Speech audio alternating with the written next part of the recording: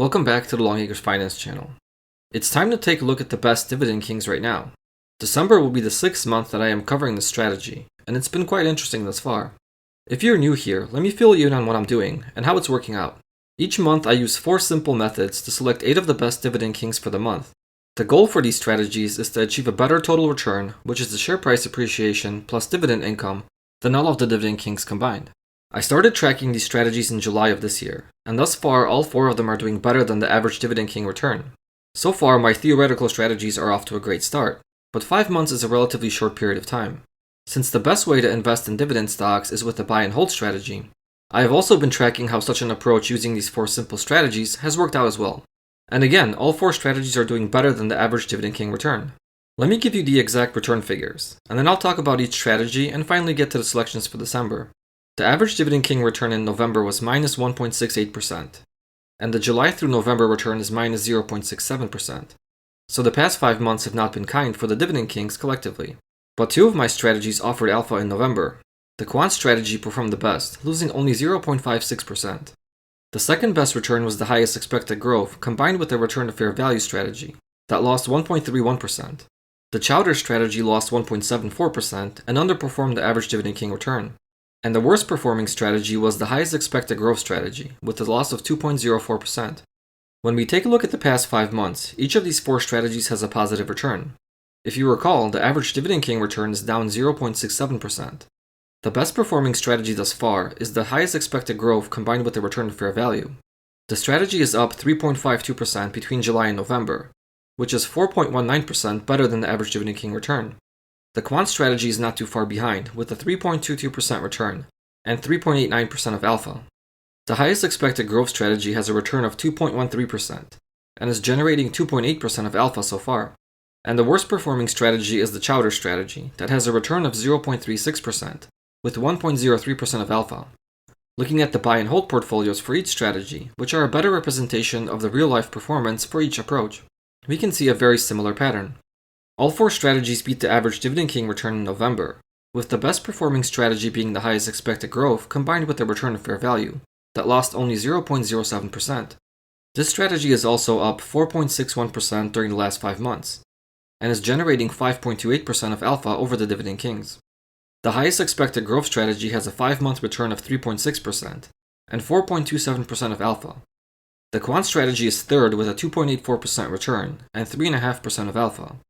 And the chowder strategy is doing the worst with a 0.24% return and 0.91% of alpha.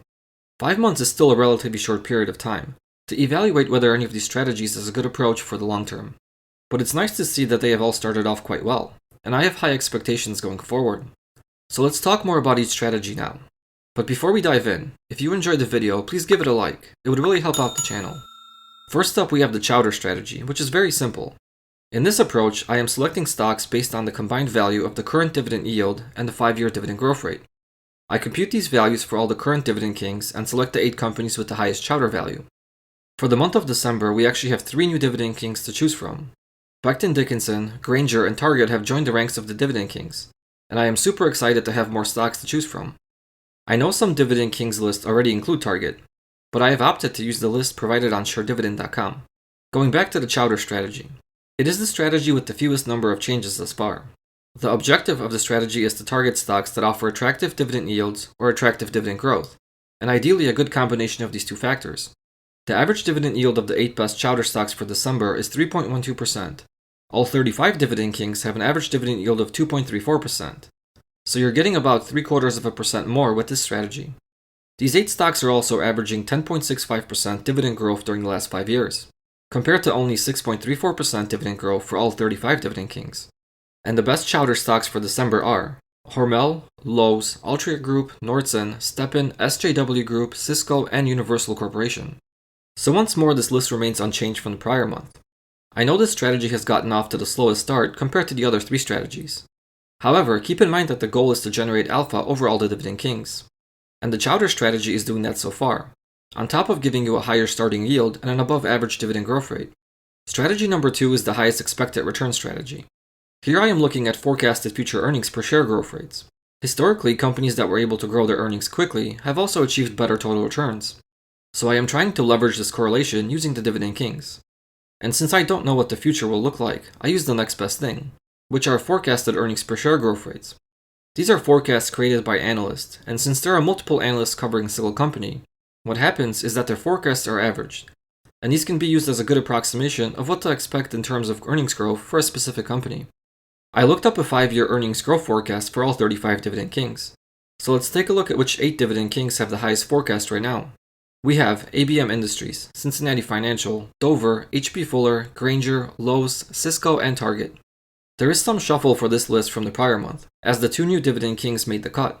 Grainger and Target replaced Emerson Electric and Nordson. The average 5-year earnings per share growth forecast for these 8 Dividend Kings is 20.91%. All 8 of them are forecasted to grow in the mid to high teens, with the exception of Cisco that has a 54% forecast. The figure is accurate because Cisco had pretty bad earnings recently, and they are bouncing back from those lows. Now, I don't actually think Cisco can offer the best total return from this bunch. I don't read these forecasts literally, but rather I believe these 8 companies have the potential to grow their earnings faster than the other 27 Dividend Kings. And if the correlation between earnings growth and total return pans out, I can stand to beat the average Dividend King return in the future. The average dividend yield for these 8 Dividend Kings is 1.59%, which is considerably lower than the 8 chowder picks for December. That's because this strategy is more geared towards total return and not dividend yield. Strategy number 3 is a build on strategy number 2. This strategy is focused on the highest expected growth combined with the return to fair value. So here I combine the forecasted 5 years earning growth with the current dividend yield theory over or under valuation. The added benefit here is that I am not only looking to where the stock may be going in the future, but also factoring in how attractively it is priced today. Thus far, this has been the best performing strategy.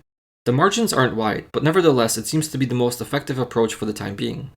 So the 8 best Dividend Kings for strategy number 3 for December are ABM Industries, Becton Dickinson, H.B. Fuller, Hormel, Lowe's, Nordson, Northwest Natural Gas, and Cisco. 2 changes this month compared to November. Becton Dickinson, one of the new Dividend Kings this month, pops on the radar here, and Nordson makes a return to the list after sitting out in November.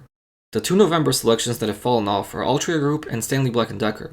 The December selections offer an average dividend yield of 1.94%, with a trailing 5-year dividend growth rate of 7.46%. And finally, strategy number 4, which is the quant strategy. Here I am simply relying on Wall Street analyst ratings for which Dividend Kings they think present the best opportunity going forward.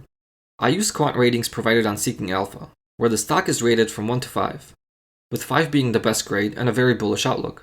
The best 8 Dividend Kings based on quant rating for December are ABM Industries, Black Hills Corporation, H.B. Fuller, Coca-Cola, Lowe's, Parker Hannifin, Stanley Black & Decker, and Target. Just one change this month, as Target, the newest Dividend King on the list, replaces Cincinnati Financial. The quant strategy has performed well thus far. In fact, it has the best monthly return for 2 months running now, and is about 30 basis points behind strategy number 3, that is the current leader. The buy and hold portfolio for the quant strategy is doing a little worse, but it's still 3.5% ahead of the average Dividend King return. The December picks offer an average dividend yield of 1.9%, with a trailing 5-year dividend growth rate of 6.97%. Of course, I'm not recommending any of these strategies for you. I have not backtested any of them, and they are purely based on theory. I will continue to track them going forward, and I believe the results will be positive in the long run. If you like investing in the Dividend Kings, perhaps you can find value in this analysis and include it in your process. Thank you for watching, don't forget to subscribe to the channel, and see you next time.